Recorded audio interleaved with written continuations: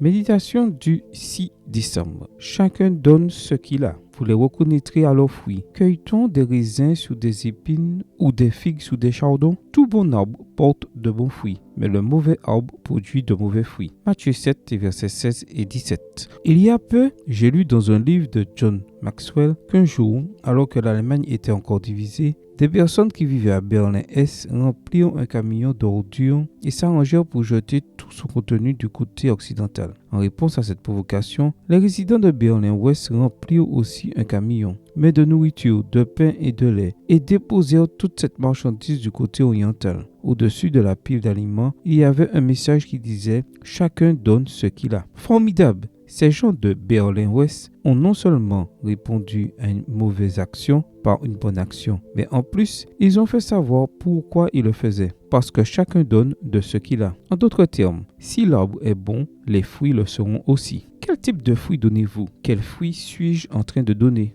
Nous savons bien quels sont les fruits du chrétien. Amour, joie, paix, patience, bonté, bienveillance, fidélité, douceur. Voir Galates 5, les versets 22 et 23. Et nous savons en outre comment les acquérir. De même que le sarment ne peut de lui-même porter du fruit s'il ne demeure sur le cep, de même vous non plus si vous ne demeurez en moi. Jean 15, verset 4. Demeurer en lui équivaut à rester attaché à lui. Comme le dit la version Parole de vie, une branche ne peut pas donner de fruits toute seule. Elle doit rester sur la vigne. De la même façon, vous ne pouvez pas donner de fruits si vous ne restez pas attaché à moi. Le mot-clé est ici connexion. Pas une connexion occasionnelle ou sporadique, mais permanente, comme l'indique le terme grec que l'apôtre Jean utilise dans ce passage. Ce terme est méno, qui veut dire rester, séjourner, demeurer de manière permanente dans un lieu. La force de ce terme est telle que, selon Rick Renner, il transmet l'idée de quelque chose qui est enraciné,